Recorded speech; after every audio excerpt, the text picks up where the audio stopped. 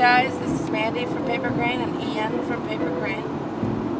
We wanted to do kind of like a tech blog for anyone that might be interested in learning a little bit more about our process.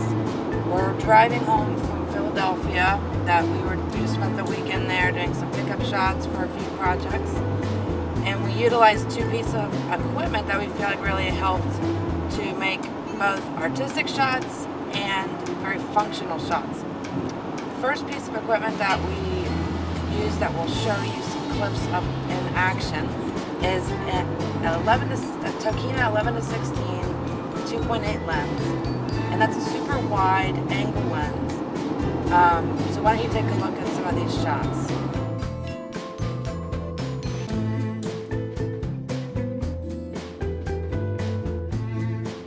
So the reason we decided to use a wide angle lens as opposed to more of a telephoto lens is because we really wanted to be able to not only see what was close up, but we wanted to see what was behind him as well. And so we don't have that like zoomed in look to it. As you saw, you could see the things, and literally the caps were coming, I would say, what, maybe an inch in front of the physical lens. Yeah. And you could still see him in the back. We think it looks super. Not only that, it looks cool to use it. We used it in Function 9. Well, here's an example. Like, if you look at this footage right here, what you see is us using a 50mm lens. And it's close up and it's really cool and it has a really short focal length and stuff like that. But all you can see is all you can see are the caps. So if you compare the two side by side, one thing the wide angle allows you to still see the surroundings or the studio, or like in Function 9 with Kalen, where we were in an old movie theater in Columbus, and you were still able to see everything behind him, so with Dan in the first clip, you would see the caps, coming right up, and like Mandy said, he was literally an inch. Oh, my ears just popped. We're in the mountains right now.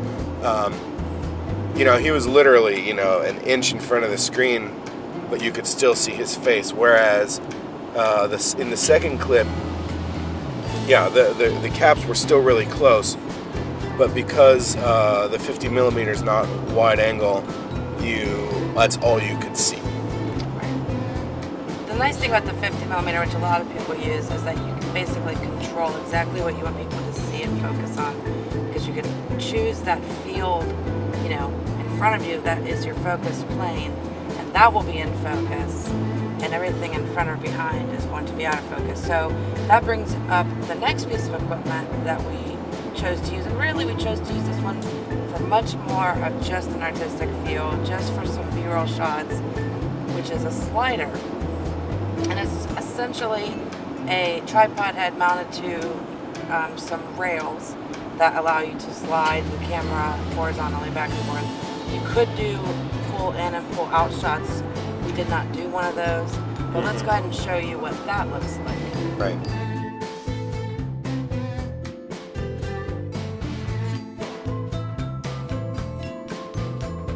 What we did, obviously, we had the second camera set up so you could actually see the movement of where Mandy's operating the slider, and it basically works the same as like a miniature. Like if you've ever seen behind the scenes footage, you see the guy sitting in the cart, with the camera, and someone's pushing him along, or like going around a circle on like a piece of like train track or something like that while they're filming something. It's a dolly, and this is basically a miniature version of that. But what Mandy said is that obviously it allows us. Well, let me show you. Let's go ahead and take a look at what you just saw was sort of our behind the scenes look of what Mandy was actually doing. Let's show you what this shot actually looks like.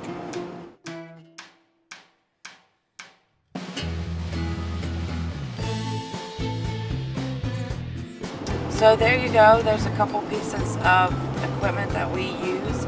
I will say one other thing that's really important to us on the shoot is to maintain complete control over the people on camera. And I'll show you quickly a clip of how I kind of keep people in line.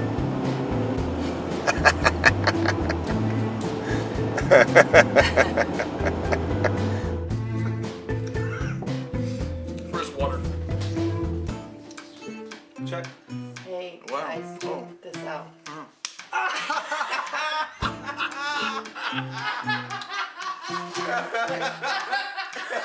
Now I got a fucking red hand.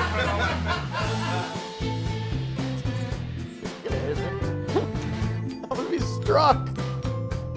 Oh! She punched me, bro.